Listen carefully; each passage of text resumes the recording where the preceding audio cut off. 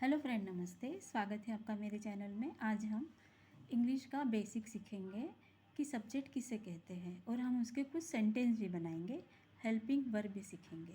सबसे पहले मैं आपको बताऊंगी सब्जेक्ट यानी कर्ता, यानी कि जो काम करता है। जैसे मैं हो गई, आप हो गए, उसे हम सब्जेक्ट बोलेंगे इंग्लिश में। अगर हम नाम से देखा जाएंगे तो जैसे ही, शी, नेम, इट, ये सिंगुलर है, यानी ये सारे क्या है, सब्जेक्ट है। अब ही किसको हम कहते हैं, वह, उसे, यानी कि लड़का। शी किसे कहते हैं, वह, उसे, यानी कि लड़की। लड़की के लिए हमेशा हम शी करें। ये तो आपको सबको पता ही होगा। जिसे इंग्लिश नहीं आती है वह ये थोड़ा सा सीख सकता है ताकि वो अननोन महसूस ना करे। अब ये है नेम। नेम यानी क्या, कोई भी हो गया, मैं, तुम या राम, सीता, यानी कि सिंगुलर होता है, पर वो सिंगुलर होगा। ईट यानी क्या आएगा, यह, यानी कोई भी वस्तु या चीज़ को हम क्या करेंगे, इट यूज़ करेंगे। ठीक है।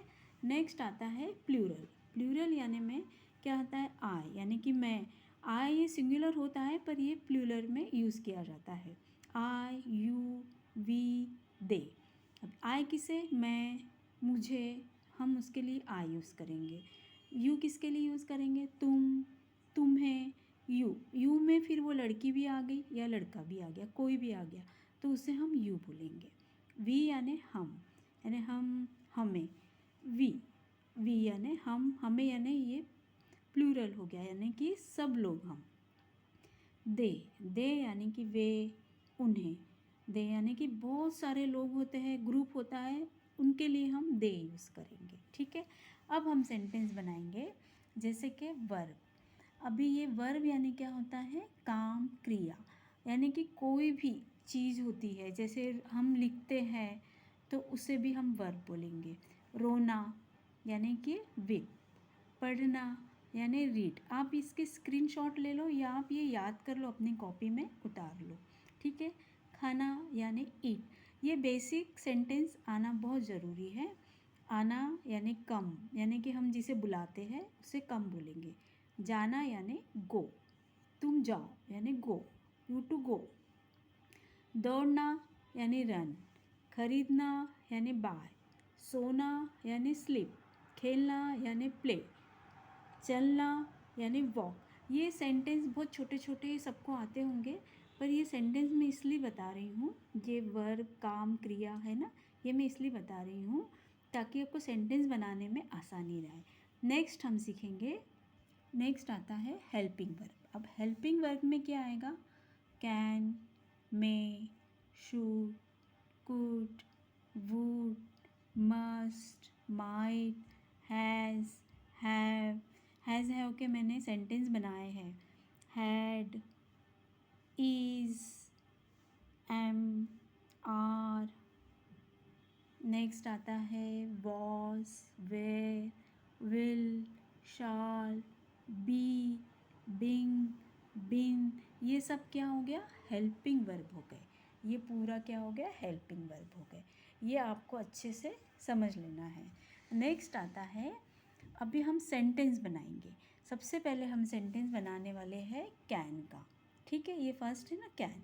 अभी कैन कब यूज़ कर सकते हैं, जैसे मैं खा सकता हूँ, तो आई कैन ईट, यानी कि मैं खा सकता हूँ, आई कैन ईट।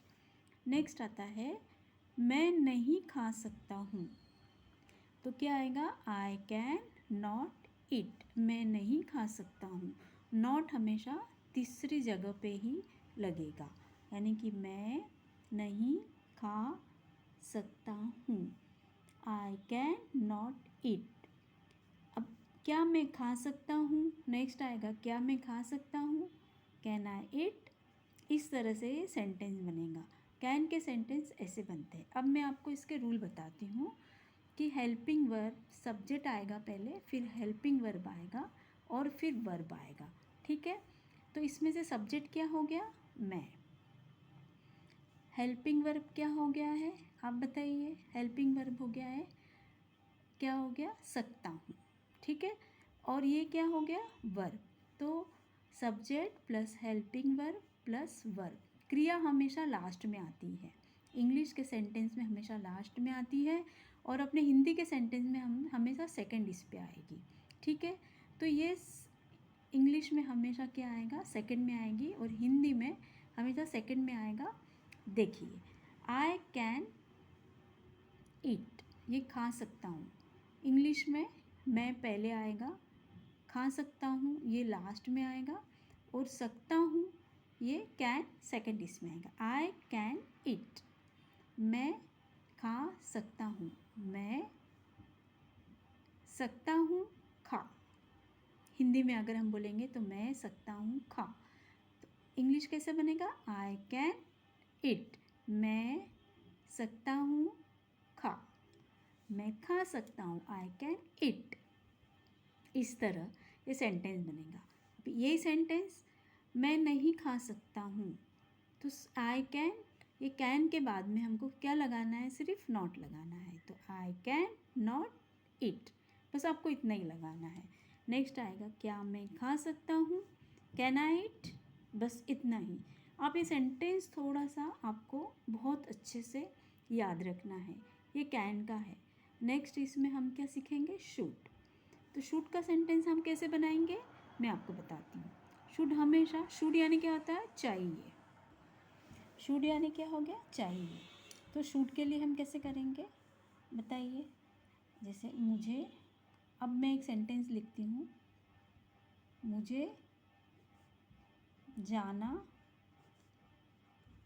चाहिए, तो क्या सेंटेंस बनेगा, आई, सेकंड आएगा शुड, चाहिए है ना, जाना, वो क्या आएगा, गो, तो आई शुड गो, ठीक है। इसका क्या आएगा, I should not go, should I go. इस तरह से इसके सेंटेंस बनेंगे।